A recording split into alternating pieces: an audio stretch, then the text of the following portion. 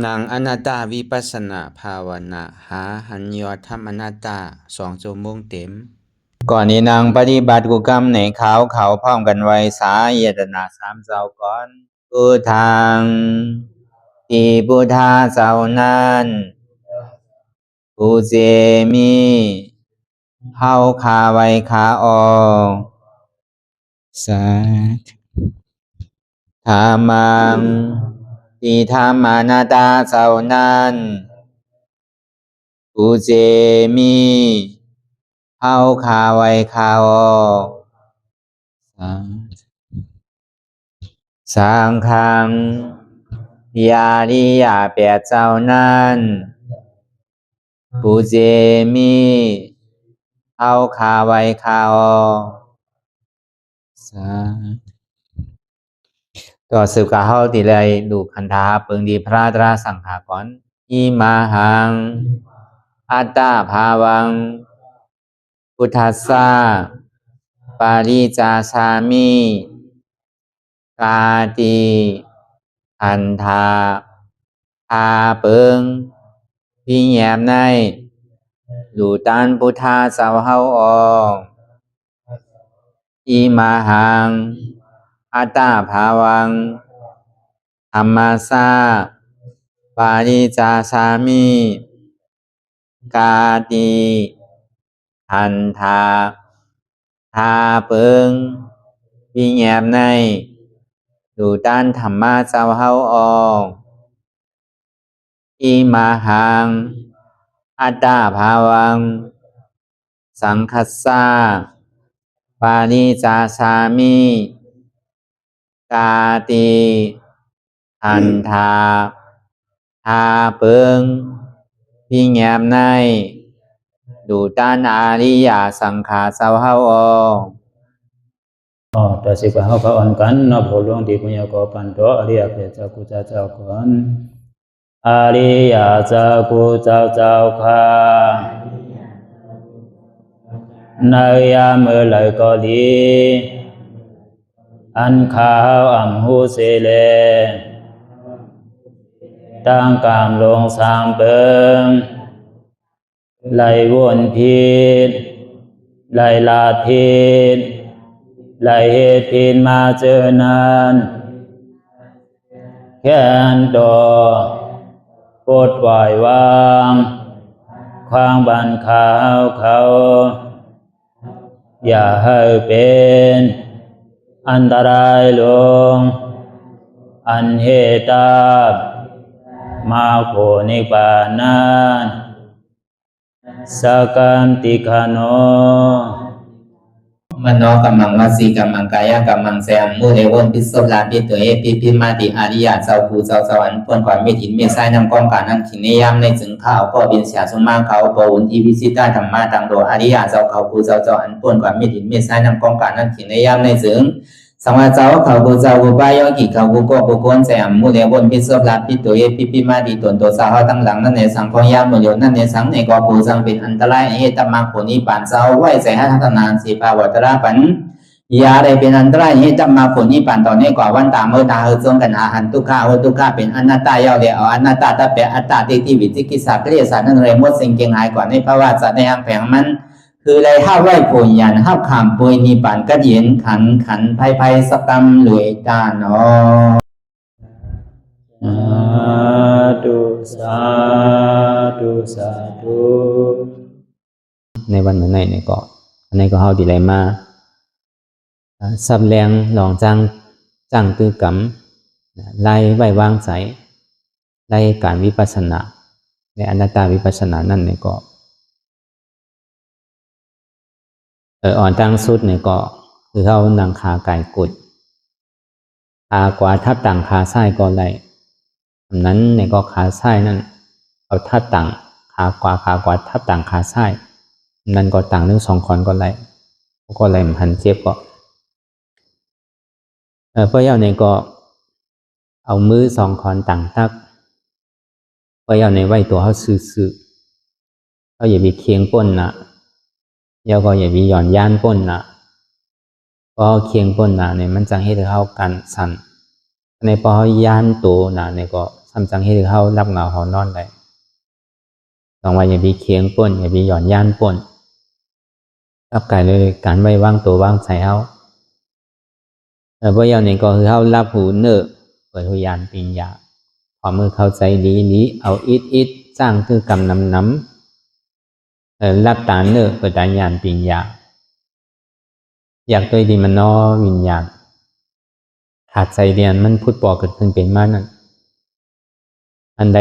เดียนมันพูดปอกเกิดขึ้นเป็นมานั่นเนี่ยก็คือเฮาหมอว่างเป็นอนัตตาอันใจก็อันไรมันปอมาเนี่ยก็อ่ำใจเก๋า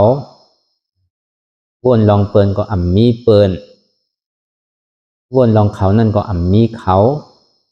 พอมาวนลองเฮาเนี่ยก็อ่ำมีเฮาพอมาวนลองเก๋าเนี่ยก็เก๋าเนี่ยก็มีพอที่เอาไล่เฮ็ดมันแต่ก็อันปอดมันแต่ก็เป็นอันไหนก็นั่นเก่าพอดีกับสืบบน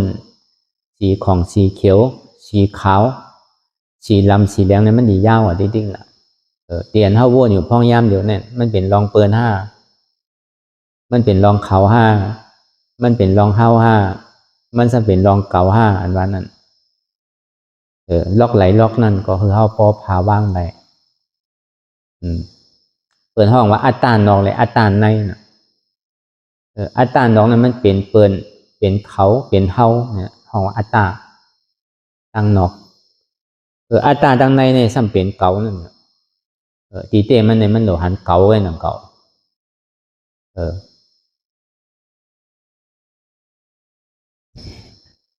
จังว่าพอเอาไล่งายมันว่าแต่ก็พอเฮาหมอพาวางอัตตานอกไรนั่นอัตตาในได้เฮาโหลฮัดแกอันมันมายาเฮานั่นมันเป็นอัตตานอกนั่นน่ะเหมือนนั่งตีบอกเอาวันบ่ากว่าเมื่อเช้านั่นน่ะพออายุมันนำก็เข้ามาหนังตะลาเนี่ยก็ใส่มันปิวนั่นน่ะพอเฮาลาดน้ำเนี่ยก็กำลาดเฮาเนี่ยสมัยยาเฮาขึ้นน่ะพอเฮาอุ่มนั้นลาดน้ำอายุมันน้ำตัวพงน้ำเด่นพรมน้ำอุบน้ำเนี่ยก็อันนั้นน่ะสำคัญมายาเฮาขึ้นดีๆก็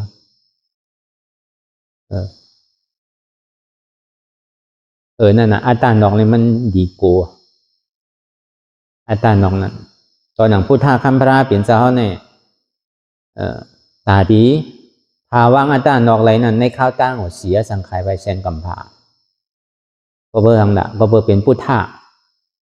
ก็เบอร์ดีชอลาเวเนียสัตวะมันใจว่าตัวเจ้าเก่าพ้นทางกล้วยสามารถตึกตัวอัตตาทางในข้าวตั้ง6 ปีย่อม2 เดือนอันนี้เป็นพุทธะลง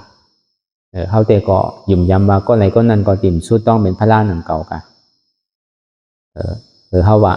พอมันไข่ไหลไว้ไหลไพ่เนี่ยก็ลายมันเตนั่นก็อัตตานอกนั่นน่ะมันจังยาจังเก่าเขา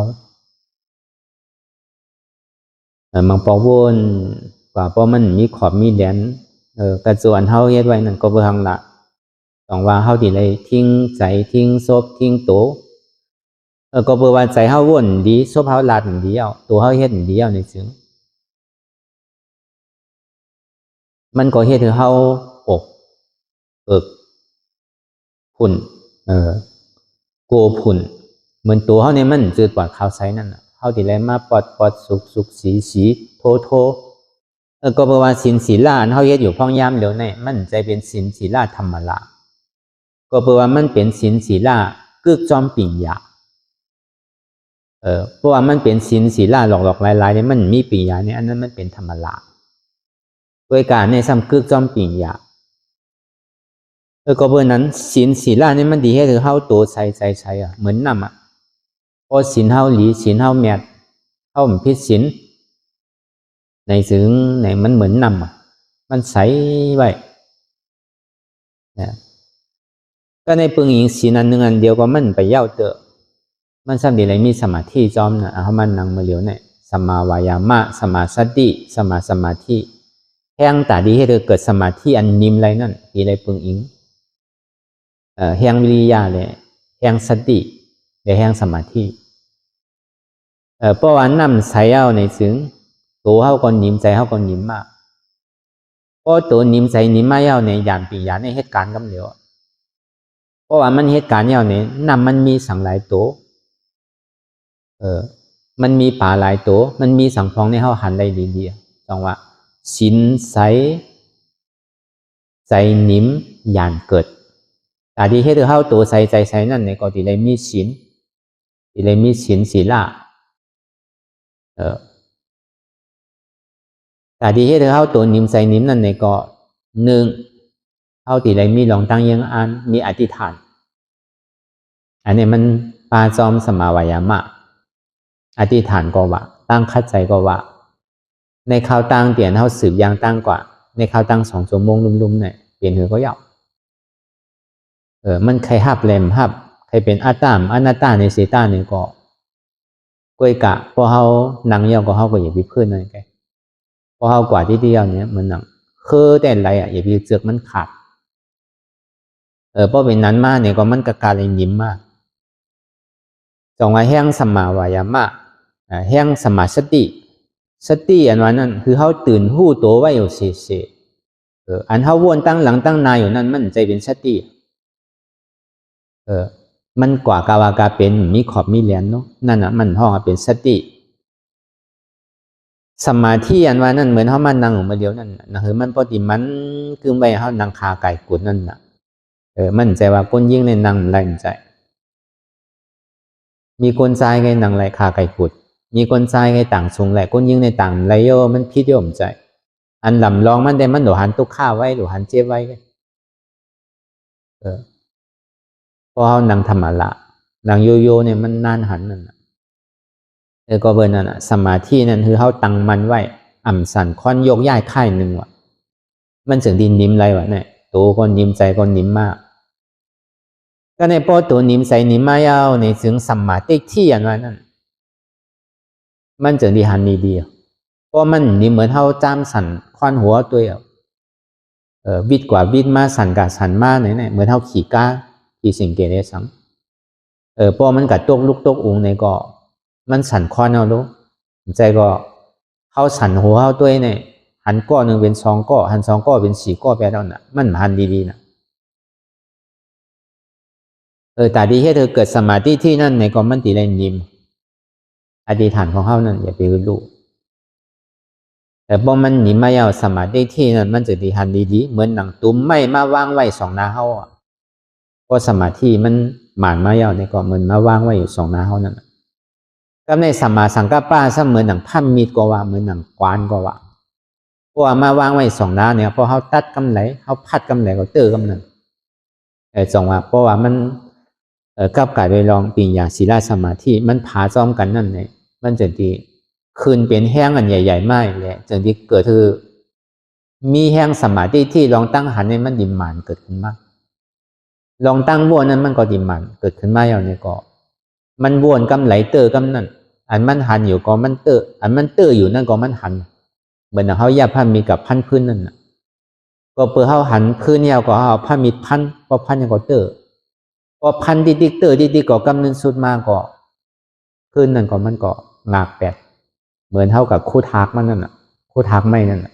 พอเขาคูดดิกก็พอหักมันออกแล้วก็ตัวมันก็ปีนมันเหมือนนั่นก็เบอร์นั้นอัตตานอกเลยอัตตาในอันว่านั้นเขาซ้ำย้อนปอกกับขึ้นเตียนกำเก่านั่นอัตตานอกอันว่านั้นเป็นเก่าเป็นเก่ามีเก่าเนี่ยมี4 ตัวเก่าเป็นพ่อเจ้าเฮิรนเก่าเป็นแม่เจ้าเฮิรนเก่าเป็นก้นใจเก่าเป็นผู้แก่ผู้ก้างเก่าเป็นขุนวันขุนเมือง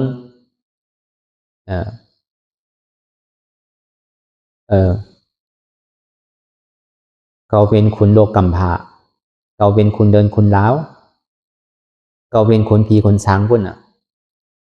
ผีก็ช้างก็มีเก่าหนังเก่าป้อมเป็นที่นั้นเป็นห้องหมาหน้าก็เบอร์เก่าเป็นเก่าเนี่ยนะเป็นเก่าเฮ็ดเก่าเตะเก่าสร้างไว้อัมบาเฮิรนในอัมบาวานในอัมบาวัดติในอัมบาในโลกกำพาอัมบาในเหลือในลาวเปิ้นหิมกันถึงเรือนถึงลาวมาเดี๋ยว มันใจวันเมืองแกหิมกันถึงเรือนถึงล้าวพุ่นเมืองผีเมืองช้างก็เหมือนนั้นหนังเก่าเก่าเฮ็ดเก่าเตะเก่าช้างไว้วะช้างก็ว่าสมามันเฮ็ดไว้หนังเก่าเฮาว่าช้างมีสมาธิที่นะก็เป็นสมาธิที่ก็ฮู้ว่ามันมีเอาน่ะช้างอริยาอันว่าผีอริยาอันว่านี่ก็ยังตึกมีอยู่โลกอันนี้เฮาว่ากับกะได้ลองผีพุทธศาสนาและช้างพุทธศาสนาโกนพุทธศาสนาก็เฮาว่าก็เป็นอริยาได้ก็มันมีเก่าอ่ะก็ในเก่ามีว่ะเก่ามีปีมีน้องเก่ามีเจอมีเคอเก่ามีโอจากพวกของเงินคำเก่ามีปีหยาตั้งหู้เก่ามีลูกน้องตะเป็นน้ำเก่ามีหวานมีเมืองเก่ามีเจอมีเคอเก่ามีไห้มีสวนมีนาเก่ามีลูกมีร่างน้ำเก่ามีโลกกำผาคุณกำผามันก็ว่ามันเป็นโลกมันน่ะเป็นของมันเฮ็ดไว้นั่นแหละต่อถึงเก่ามีเหลือนมีเหลามีเมืองผีเมืองสางบนผีก็ว่านั้นหนังเก่าสางก็ซ้ำว่านั้นหนังเก่าอันนี้มันเป็นอัตตานอกเชียงๆกับในอัตตาในซ้ำเป็นสังมีหูเก่ามีขาเก่ามีมือเก่ามีโตเก่ามีใจเก่ามีเจ็บเก่ามีขันธาของเก่าตาดีเฮ็ดถืออัตตานอกหายกว่านั่นนี่นั่นคือแล้วมันตีม่านน้ำนั่นในก็เฮาตามันตีหายได้ฮู้ว่ามันหายเพราะเฮาวางใดในก็เฮาหลบเป้โตเป้ใจแหละฮัดจุนโตจุนใจแกต้องว่าอันมันใกล้มานิจจังเฮานั่นอัตตานอกมันยากเฮาไปนำเพราะอัตตานอกมันมีมาเฮ็ดสื่อได้มันติ่มมีเนี่ยเพราะเฮานั่งเจ็บเกิดนั่งทุกข์เกิดพอเจ็บเกิดเพราะทุกข์เกิดมายาวเนี่ยก็เก่าตั้งนอกเนี่ยมันหายกว่าดูเฮาก็มันมีเอิ้นเฮาก็มันมีโอกจากพวกของเงินคำของเฮาก็มันมีผู้ยิ่งผู้ใจเป็นคือก่อมม่วมมีหายหมดเมื่อเหลียวเนี่ยมันมีอย่างล่ะมีขาเจ็บมีแอวเจ็บมีโตเจ็บมีหัวขึ้นใจที่ขาดเก่าเนี่ยเจ็บหนาหรือเปิ้นเจ็บตานเก่าก็เบอร์เก่าเป็นวุ้นเจ้าเลยเก่าเจ็บหรือก้นเฮินก็เบอร์เก่าเป็นเมฆาวเลยก็ซ้ำเจ็บหรือเสวุ้นเจ้าเลยก้นเฮิน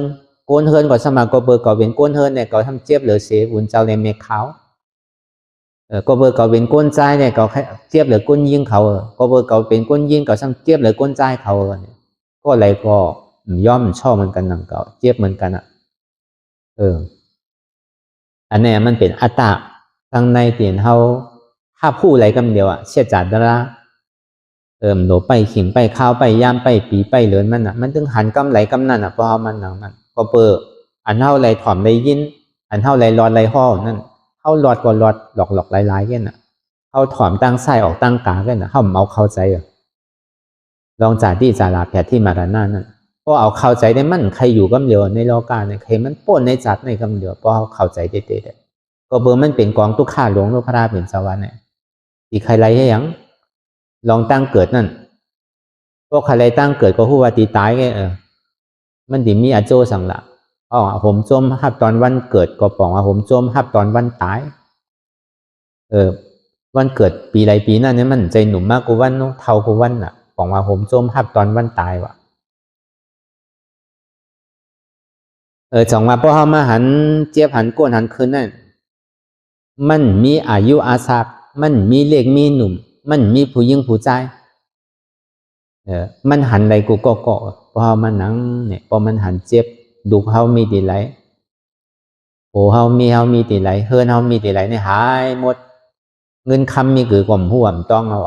เมื่อเหลียวในเจี๊ยบมันตีหายเมื่อไหร่เมื่อเหลียวในข้าวยำมันตีถึงเมื่อไหร่กันนั่นอันนั้นมันหันเกาหลีเดียนั่นหันโหเจ็บขาเจ็บมือเจ็บโตเจ็บอันเจ็บเนี่ยมันเป็นทุกข้าเชี่ยจ่า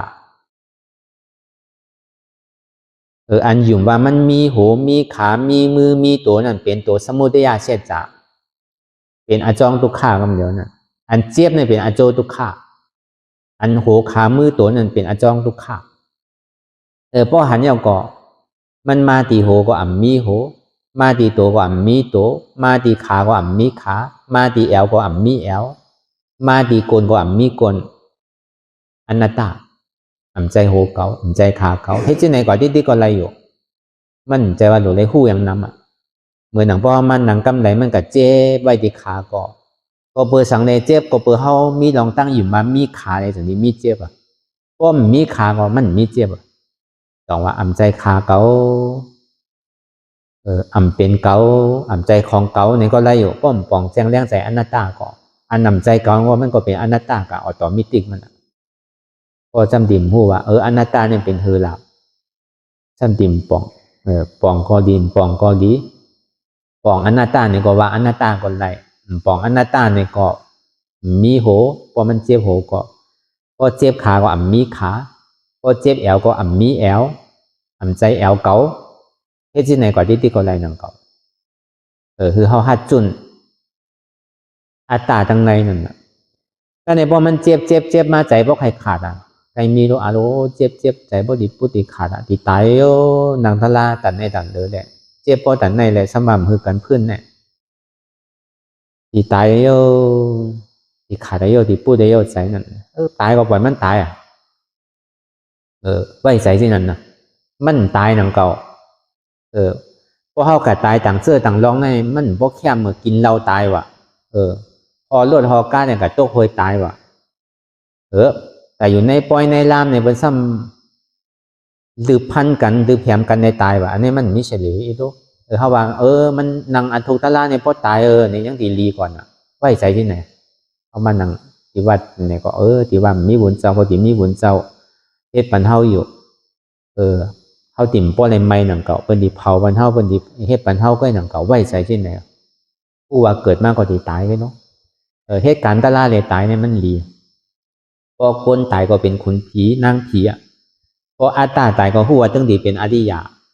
ไว้ใจที่ไหนก็ในพอมันป่วนใจเนี่ยมันกวาดเจี๊ยบก็ไหนเพราะว่ามันหันเจี๊ยบในเกาก็หันเนี่ยว่าตัวเกาใจเขานั่นหายกว่าทั้งไรก็หัว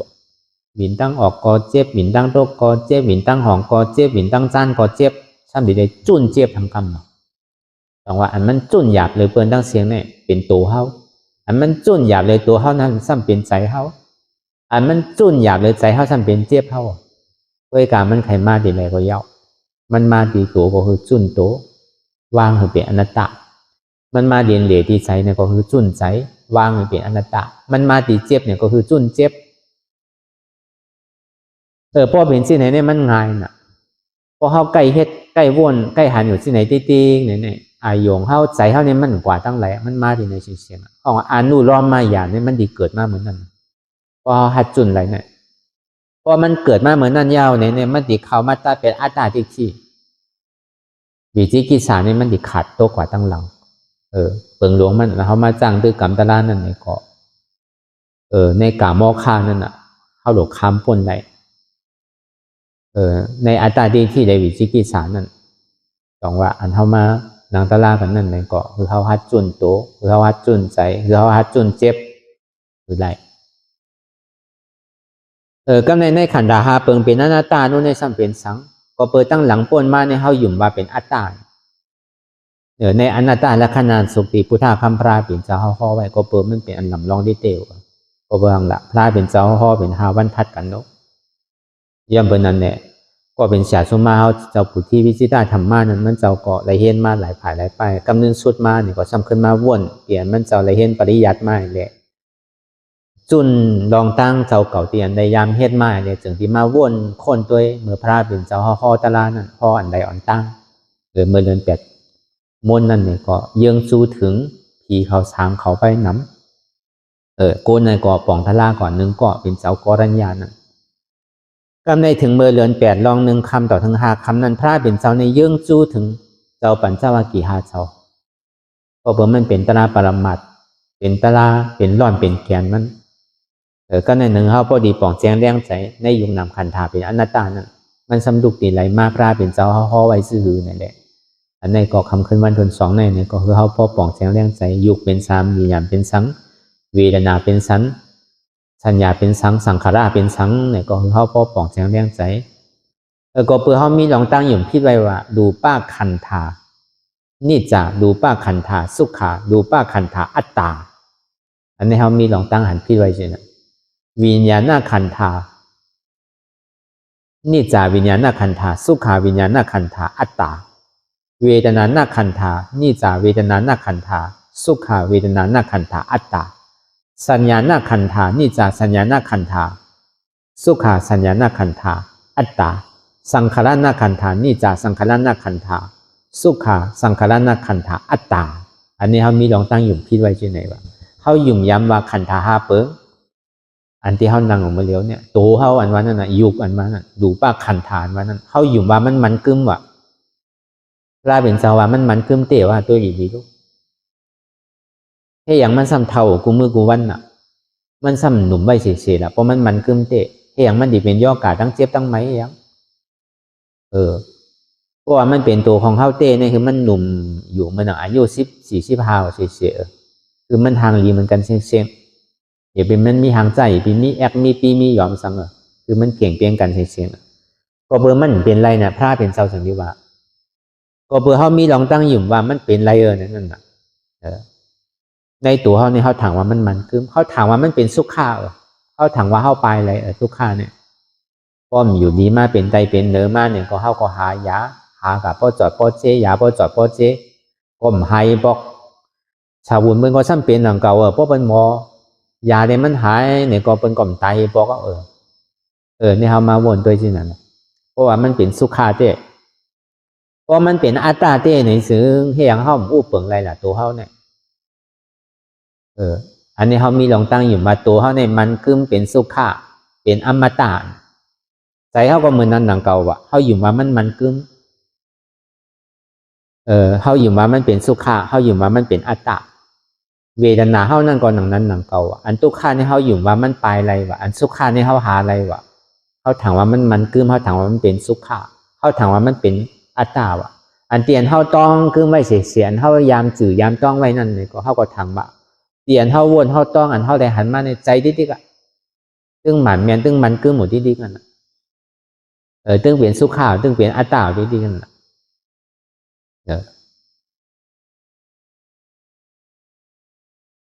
ในสังขารอันเขาลองตั้งสืบกว่าสืบมาวนกว่าวนมาลองกาวากาเป็นในเขาถางว่าอันเขาวนอยู่มือเหลียวเนี่ยมันกึมอันเขาวนกว่ากาวากาเป็นอันเขาวนอยู่เขาถางว่ามันเป็นอันเปลี่ยว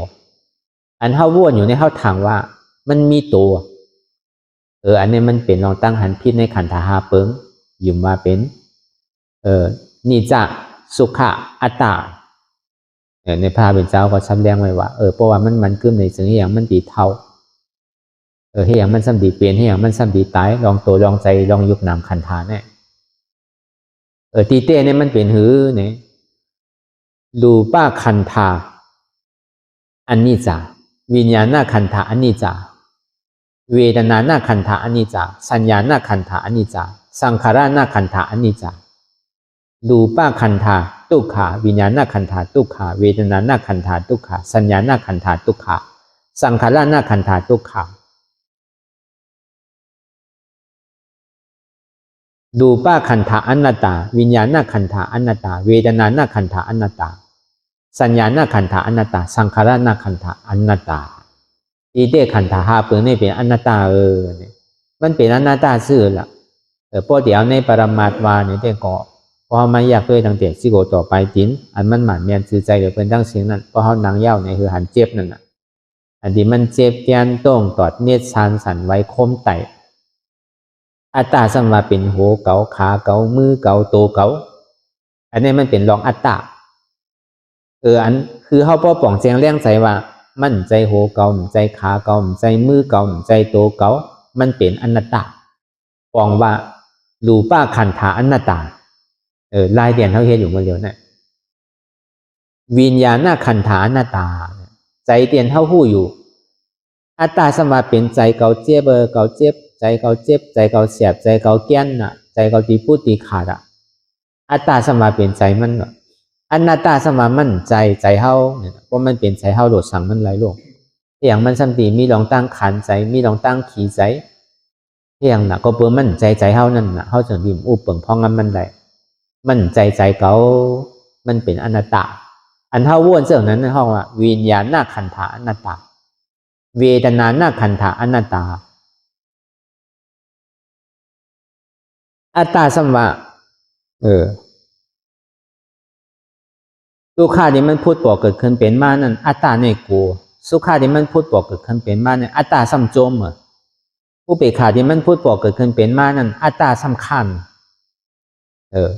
มันเป็นที่นั้นไว้อัตตานั่นอนัตตาซ้ำทุกข์ที่มันพูดบอกเกิดขึ้นเป็นมาก็อย่าวิโกมันเป็นอนัตตาไปสุขที่มันพูดบอกเกิดขึ้นเป็นมาเย่าก็อย่าไปเนี่ยโจมเตอมันเป็นอนัตตาไปอุเบกขาที่มันพูดบอกเกิดขึ้นเป็นมานั่นเนี่ยก็อย่าไปข้านเตอมันเป็นอนัตตาไปอันนี้บอกว่าเวทนานาขันธะอนัตตาก็ในสัญญานาขันธะอนัตตาเหมือนเขามาหนังตลาเนี่ยพอเขาหนังหึงกว่า1 ชั่วโมงปลายอันเขาพยายามนั่ง1 ชั่วโมงเนี่ยก็นั่งพอป่วนกับใครเหลือใจอันเขายามนั่ง1 ชั่วโมงเนี่ยมันมืดมา1 ชั่วโมง1 นาทีแล้วนะพอป่วน1 ชั่วโมงกันไม่เคยเหลือใจพอนั่งหึ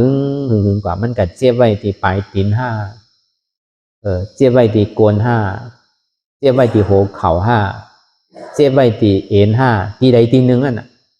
พอหนังมาเมื่อไหร่เนี่ยก็มันก็ค้ำไว้ที่นั่นที่ก็ยิงเขาตัวเกิดก็มันเรียกเกิดก็ซ้ำเจ็บกันนั่นน่ะอันนั้นสัญญานักขันธาอนัตตาอัตตาสมาสัญญานั่นพอเขาหนังเมียวในนี้มันเจ็บเขาหลุดเปลี่ยนลายมันพองพอเขาหนังสูงหนังนี่มันเจ็บเขาหลุดหนังโยขึ้นมันเจ็บนั่นก็พอหนังดิ๊กได้ก็เป็นว่ามัชฌิมาปฏิปทารู้อย่าไปเคียงป้นตีพื้นก่อมเป็นช้างวาเนี่ยเขาทำพื้นนั่นน่ะอันนี้มันมันเป็นสัญญาของอัตตาเยาอดีฐานมันดูนั่นดีเต้มันหน่วยเยินโนอัตตาเนี่ยมันดึงปั่นแห้งหรือพื้นนิดเดียวพอมันเจ็บมาป้องกันนะมันเจ็บมาในก็ขึงป้องกันกุไล่บางปอก็เอาใจไปบางปอก็เอาตัวเง่งพื้นเซต้าเนี่ยก็เอาใจปลายก็มีพื้นเซต้าเนี่ยก็1 ปันนิดเนี่ยก็มีพื้นเซต้าเนี่ยก็ปลายไปตั้งดังอีก1 5เนี่ยก็มีปลายมาตั้งหนาอีก1 5เนี่ยก็มีอันนี้มันเป็นไล่ปลายเนี่ยมันมีหลายเปิงใจว่าพื้นแค่นะกำเนิดสุดมาในปลายสื่อก็อะไรก็การได้พื้นแกเลยมันซ้ำฉากก็อยู่หึงมาซ้ำปอมาทางในสัญญาหน้าขันธาหน้าตานั้นเพราะเขาหนังเข้าย่ำหึงมาเนี่ยเพราะเขาหมอเกเนี่ยมันทุกข้านั่นเองเพราะตัวอีกยิงเด็กยิงเจ็บยิงแต้งยิงเสียบเนี่ยสัญญาตัวนี้เนี่ยก็การไล่อันตาดีว่างมันใดเนี่ยมันมีสื่อหนึ่งวนสื่อก็มันหายเนี่ย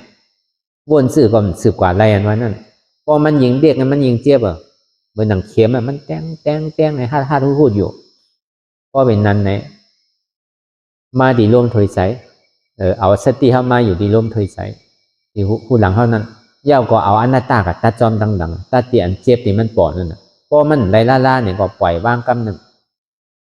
ตีสัญญาอันเจ็บที่มันเหตุการณ์อยู่ตีไหนตีหนึ่งนั่นสำคัญมาตัวเขาเย่าออกก่อมได้เนาะอนัตตาออกเย่าเข้าก่อมได้เนาะอนัตตาใครเข้าก็เข้าเนาะบาเลยอนัตตาเมื่อหนังลืมมันกำหนึ่งเพราะเป็นนั้นเนี่ยมันดิพูดขึ้นมาเพียงมันเต็มมาพูดขึ้นมาดีอันจุดที่มันเจ็บนั่นเนี่ยก็มันดิสืบกว่าได้ทั้งก็ในพอมันได้ล่าเนี่ยสันติเลยเหตุถือละพอมันเจ็บมันแก้นหนูที่ที่ได้เกซื้ออันมันเจ็บแก้นต้งตอดเนี่ยสารนี่มันเป็นธาตุลมเป็นว่ายอดธาตุนี่เป็นธาตุลมก็รู้ใจเก่าอนัตตาเจ็บในก่อนใจเก่าอนัตตาอันเสียบไม่เนี่ยก็เป็นธาตุไฟก็รู้ว่าอะไรเป็นอนัตตาเฮ็ดที่ไหนกว่าก็ในพอเกมไรล่าในสัมผัสไรเฮ็ดซื่อละตัวมันต่อถึงบ่สุดมันติดเจ็บหมกกระหือตัวเด็กๆปวนเด็กๆมันใครเอาไล่ถือมากก็เฮาดอกเอาไล่ตันวางมันเหมือนก้นตีมวยนั่นน่ะมันไห้มามัดนึงก็เฮาดอกวางมันมัดนั่นเฮ็ดกว่าเฮ็ดมาดูเป็นดังเก่าสัญญาตัวนี้เนี่ยในห้องว่าสัญญาหน้าขันธาอนัตตา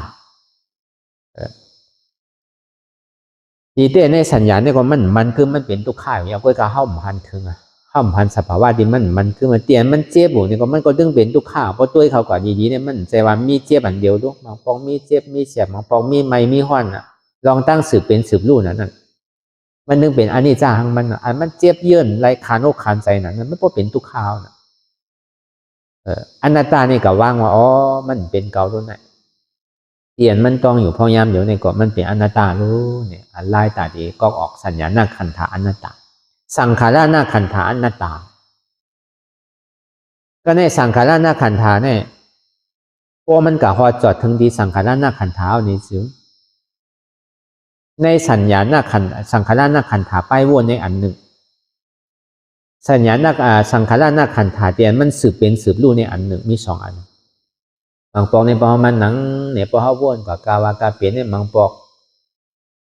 เขามาอยู่ดีในเขาพอกับฮอดเมืองเขาน่ะกับฮอดเมืองไทยเมืองตะปานเมืองนอกเมืองนาพุ่นน่ะอยู่ๆก็ป้วนกว่าใช่ไหมนี่มันเป็นสัญญาไปวนสังขารไปวนกันลูกวนอันหนึ่งสืบอันหนึ่งวนอันหนึ่งสืบอันหนึ่งไอ้ก็ในข่าวตั้ง2-3 ชั่วโมงก็ช้ำเยินอะไรก็ในก็จังมีอันนี้มันยังดื้อเป็นสังขารนั่นก็ในสังขารในปรมาเต้นั่นพอเขานางเย้าเนี่ยเพราะว่ามันติดทบในสังขารนาขันธาเต้มันดูพอมันเจ็บแกนตรงก่อนนี่สามเพราะยากอะไรเพราะท้องเวทนามันดูไปพอเวทนาดูไปได้เนี่ยพอเขากับยากตัวอันเจ็บอันโก้นอันคืนวนยาวเนี่ยก็มันก็ดูแปดพอมันหนักมันแข็งมากพอเขากับวนเนี่ยก็ซ้ำดูแปดพอเจ็บพอแสบพอไม่มาเนี่ยพอเขากับวนเนี่ยก็ซ้ำดูแปดอีกบางเผ่าบางพอเขาซ้ำกลางว่าอันนี้มันเป็นตลาเนี่ยมันหันสภาวะเป็นดูว่ะมันไหลตะลายว่ะอันนั้นไปใช่เลยเพราะมันยังตึงมีเป็นดูอยู่มันตึงเป็นสังขารเนี่ยมันยังตึงมีดองตั้งสืบเป็นสืบรู้อยู่มันชุดเตอนั่นน่ะเพราะว่าเวทนาดูเป็นดูพุทธเนี่ยเป็นดูสุดเนี่ยอนุโลมญาณเกิดตัดพุทธกิเลสหักมันรู้ยาวมันติดได้ชุดก่อนพอชุดยาวเนี่ยมันสันติมาจู้เป็นอันหนึ่งอันเดียวเพราะว่าอนุโลมญาณพออนุโลมญาณเกิดขึ้นมาอย่างก่อนมันก็พอฮัตตาเดียวเนี่ยก็พอฮัตตายก็เข้ากันเดียวมันจะติดขาดได้เหมือนนั้นในห้องว่าสังขารนาขันธาอนัตตาก็ในประมาหูจู่หัวโมเสียงเนี่ยสัพเพสังขาระอนิจจาสัพเพสังขาระทุกขาสังขารตั้งโมตั้งเสียงเนี่ยมันก็มีบอกว่าขันธาเปิงของเขาเนี่ยมันกึมสัพเพสังขาระทุกขาย้อนเบอร์ว่ามันกึมเนี่ยมันเป็นทุกขาสัพเพธรรมะอนัตตาทำดังโมดังเสียงเนี่ยเป็นอนัตตาใจก็สัพเพสังขาระอนัตตาสังขารเนี่ยมันเป็นอนัตตาอุปผลพองงำหนูมันได้อันนี้ว่าในลายตาดีก็ในขันธาเปิงเตียนเอาเฮียอยู่กูวันเขาจุนโตอันเท่าจุนโตว่ามันเป็นรูปะขันธาอันเท่าจุนใจนั่นเนี่ยก็มันเป็นวิญญาณขันธาอันเท่าจุนเจ็บนั่นเนี่ยก็มันเป็นเวทนาหน้าขันธะในเวทนานั่นเนี่ยก็มันก็แจกเพไว้สัญญาได้สังขารมาหุบจู่ดีนั้นเพราะว่าเพคือลึกๆของมันป้าสัญญาที่เขาว่ามามือเจ้านั่นมันก็เจ็บไว้ตีเก่าตีเลี้ยวนั่นก็มันสืบเป็นสืบลู่จะไหนก็มันป้ามาในเวทนาเตียนมันเป็นอยู่จุนโตจุนใจจุนเจ็บพอฮัดจุนได้3ตัวในยุควิญญาณเวทนาเนี่ยพอเขาจุนได้ก็เป็นอนัตตาพอเขาจุนได้ก็เป็นตัวเก่าใจเก่าเจ็บเก่าเป็นที่ไหนก่อนดีๆ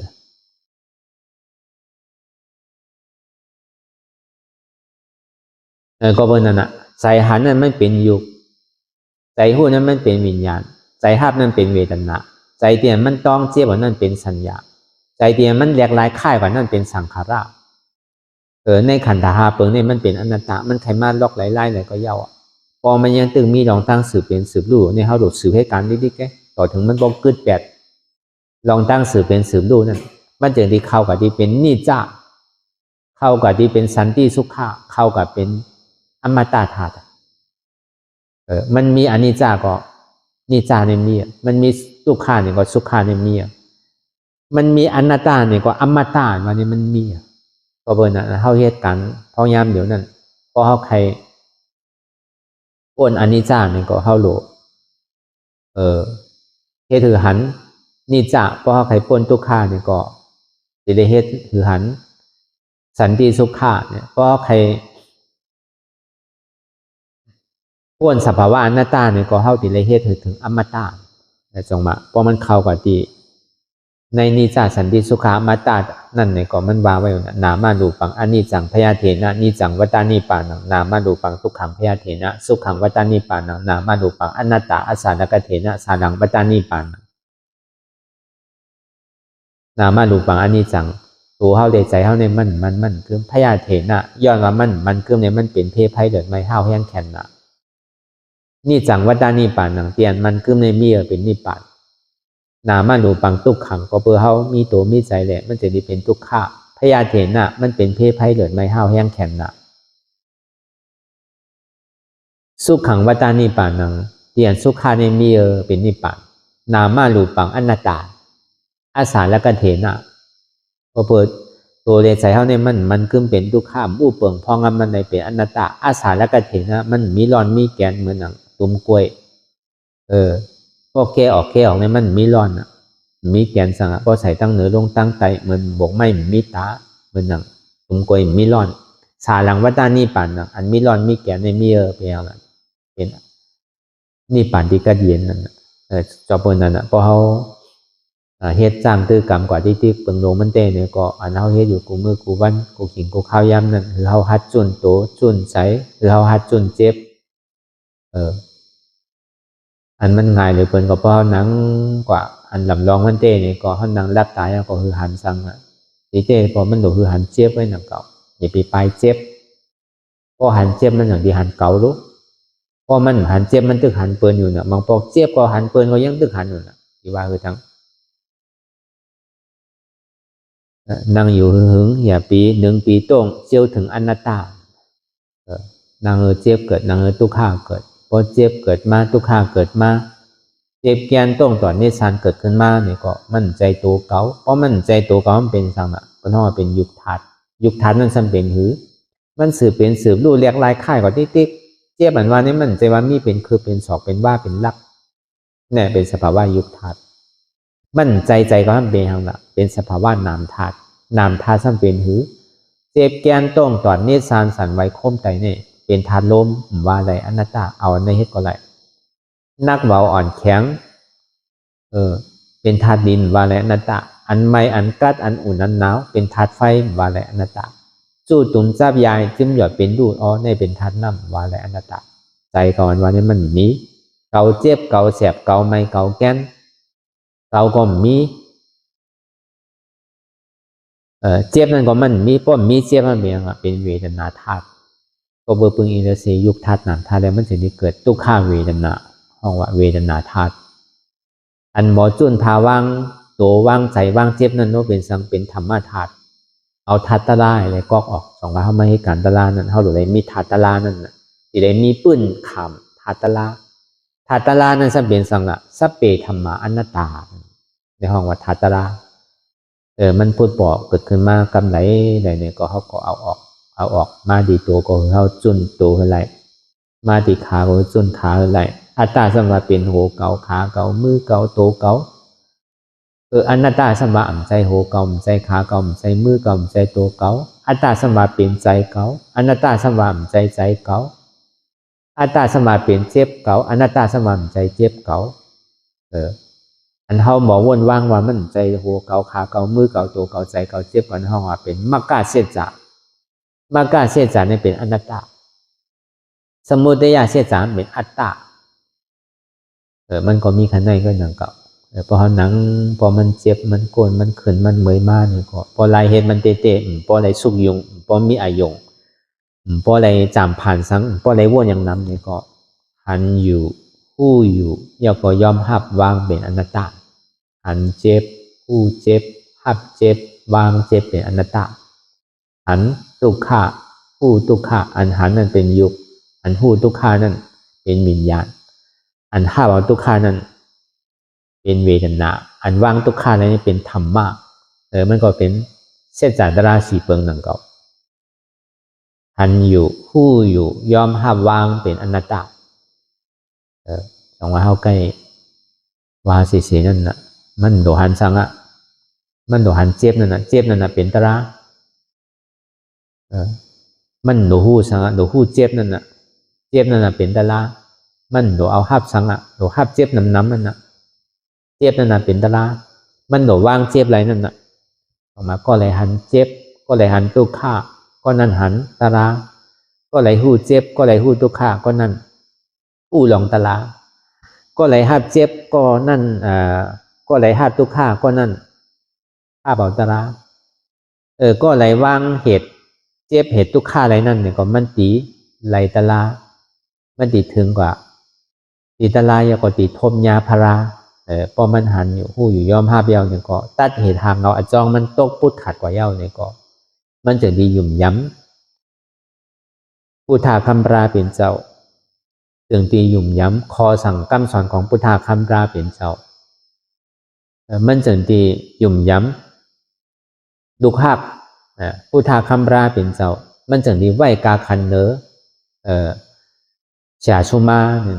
เพราะว่าหาหันไรเป็นเเนี่ยก็ในก็เขาเป็นนาทีปุนพรเขาดูเอาอจองสุขาก็ออกอจองทุกขาผลอโจสุขานมาเด่มหลวงมุมมองเหตุการณ์มันดีที่ก็มันดีฮอดูนังเก่าตัวเหตุการณ์เหตุทางเอาอจองสุขาเนี่ยก็ตึกใส่อจองทุกขาดิ๊กๆไงเอาอนัตตาก็ออกอัตตาดิ๊กๆว่าตาโตก็ผลอโจสุขาห้องว่ามิโรธาเชี่ยจานว่าท่านห้อมหลกกับหูร้องมันเขาเหตุการณ์มันดีที่ก็เขาที่ได้ทบไปเงาหนังเก่าอีเตมันก็มีอจองทุกขาและอโจทุกขาอจองสุขาและอโจสุขามี4ตัวเป็นหนังเก่า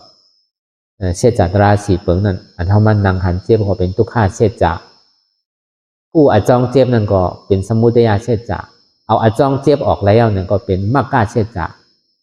พอมันตกพุทธขาเตี้ยก็เข้ากับที่เป็นนิโรธาเชี่ยจ่ามันก็เข้ากับหาหันไหลเปลี่ยนเอาน่ะแต่ก็วันนั้นในแหละเพราะว่ากูก็ในเกาะคำขึ้นวันที่2ในเกาะเอาอย่างตั้งเขาสุนิปันในเกาะเลยมีความตั้งใจห้างไปห้างมันอย่าไปหย่อนย่านน้องตั้งคัดใจอย่าไปโกอย่าไปก้านอย่าไปข้านอย่าไปลืมอย่าไปอายอย่าไปโกเจ็บหรือก็หรือเขาผมจมหัดตอนตัวก่อนที่ติ๊กผมมีเจ็บผมจังเอาอย่างเหตุการณ์ตะลาหนังก็อย่าไปก้านเตอะมันไปถึงข้าวยามเตอะก็หลวมมองนาดีเอานาดีก็มันมีดีก้นอ่อนเนาะลูกห้ามหลวกับมุมมองนาดีเอาอย่าไปข้านวนน้ำเกลือลีกันนั่นหันน้ำเกลือลีกันนั่นอันวนอันหันมันมาสื่อก็วนกว่าว่างกว่าวนกว่าว่างกว่าเอาออกได้ก็อย่าไปเอาเขานั่นน่ะอย่าไปลืมอันเท่าเหตุการณ์พองยามอยู่เนี่ยเท่าเหตุการณ์ปูนตาเท่าจะเหตุปูนตาเปิ้นเท่าเหตุเนี่ยเป็นดีหิมเท่าก็จังหิมเปิ้นจังมาหลักมาจวนได้อย่าไปอายเหตุการณ์ตลาดนั้นคัดใจเหตุก่อนนิดๆเอานางอะไรหึงนางหันเจ็บคือก็แค่นดีกันนั่นก็วันนั้นในแหละในก็คือเอาหยาปียาววนดีวนยาวข้าวยามหึงอย่าไปบาไพ่ป่นน่ะอย่าไปบาเทิงป่นน่ะเตียนเฮาหันเฮาวนเตียนเฮาวนเฮาหันนั่นหึงพอเพียงเพียงกันวนต่อถึงเจ็บนั่นพอสุดวนต่อถึงทุกขาพอสุดตัดต่อถึงอัตตาพอตัวพุทธขาดกว่าอะไรที่มันพูดบอกเกิดขึ้นเป็นมานั่นในก็คือเฮาพอหมอวนวางแยบตัดเป็นอนัตตาสัพพอไหน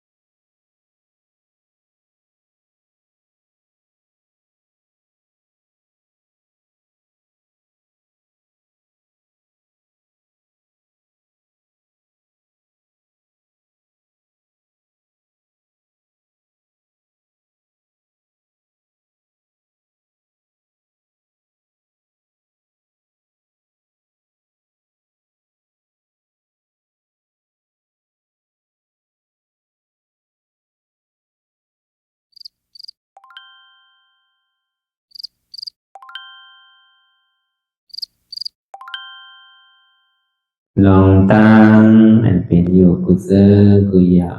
ย้ายข้องคำไว้ที่ใส่หูถอดถอนออกที่ใส่หูมันออกเสียงก่อนสภาวะอะไรก็ดีลองตั้งอะไรก็ดีอันเกิดขึ้นมาที่อยู่ตัวที่ใส่ที่เจ็บสนั่นถอดถอนออกที่ใส่หูมันออกเสียง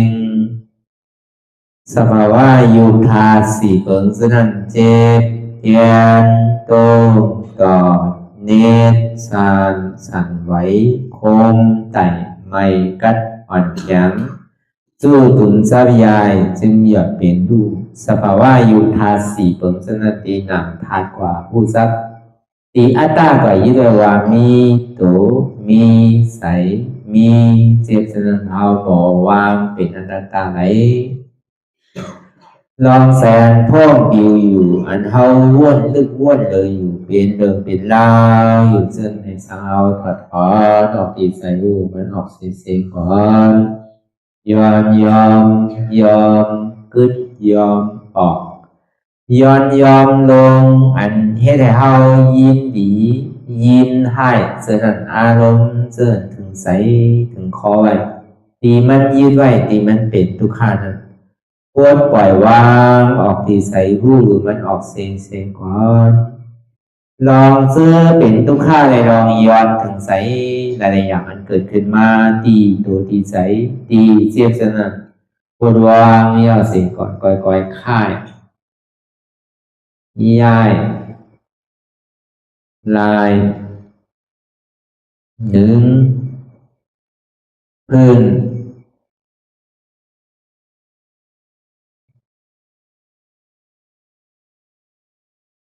พยายามไหนก่อยเปิดตา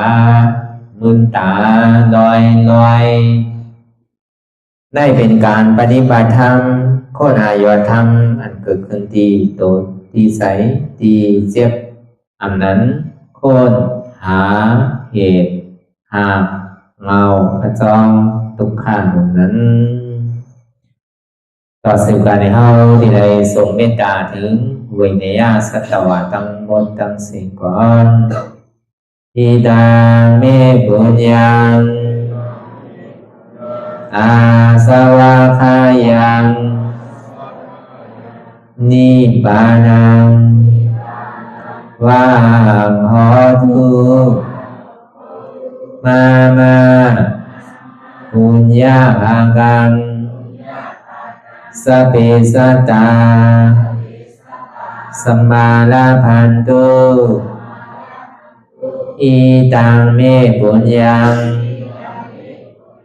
อันเฮาคาไลมาตือกรรมปฏิบัติวิปัสสนาภาวนา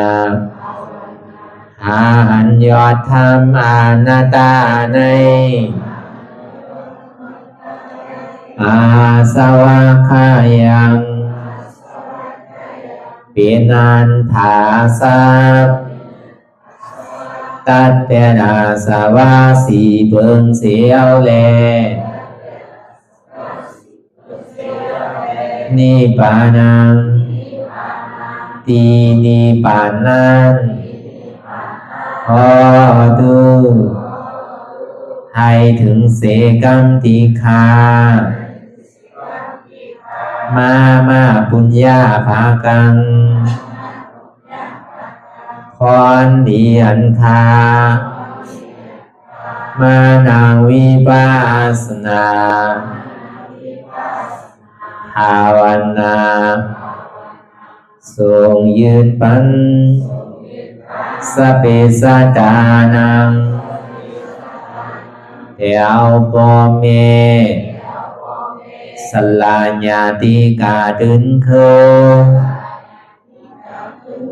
เจอเคได้ก็แลจากว่าสัตวาทั้งสิ่งดังดวงนั้นสมาลาพันตุอะไรพรดีนำกันตั้งเฮาคา ตังสิงสกัมติคาโนสาธุสาธุสาธุ ต่อสิกว่าเขาอ่อนกันนับหัวลงที่ปุญญาโกปันโตอริยเปเจ้ากูเจ้าก่อนอริยเจ้ากูเจ้าข้าในยามเมื่อไหร่ก็ดีอันข้าวอ่ำหูเสเลตั้งกามลงสามเปิงไหลวนพิษไหลลาดพิษไหลเหตุพิษมาเจอนานแค้นดอปดไหววางความบันขาวเขาอย่าให้เป็นอันตรายลงอันเหตุตามาโผนิปานันสกัมติคาโนมโนกัมมังวสีกัมมังกายกัมมังแสมมุเรวนพิศลาปิตัวเอพิมาติอาริยะเจ้าภูเจ้าสวรรค์พ้นความเมตินเมสายนำกองการนั่งขินนิยามในจึงข้าวก็บินเสียสมาเขาปวุนทีวิสิตาธรรมะตังโดอาริยะเจ้าเขาภูเจ้าสวรรค์พ้นความเมตินเมสายนำกองการนั่งขินนิยามในจึงสังวาเจ้าเขาภูเจ้าภูบายอกิเขาภูก็ภูก้นแสมมุเรวนพิศลาปิตัวเอพิมาติตนตัวสาวตั้งหลังนั่นในสังพยามโยนั่นในสังในกอภูสังเป็นอันตรายเหตุมรรคผลนิพพานเจ้าไหวใส่ให้ทัศนานสีภาวตระปันยาได้เป็นอันตรายให้จำมาผลนิพพานตอนนี้กว่าวันตามเมื่อตาเฮจงกันอาหันทุกข้าทุกข้าเป็นอนัตตาเยาวเดียวอนัตตาตาเปอัตตาติวิจิกิจสัพเพเรศานั่นเลยมดสิ่งเก่งหายกว่าในภาวะสัตว์ในอังแผงมันคือเลยห้าไหวผลยันห้าขามปุยนิพพานก็เย็นขันภัยสกรรมรวยตาเนาะสาธุสาธุ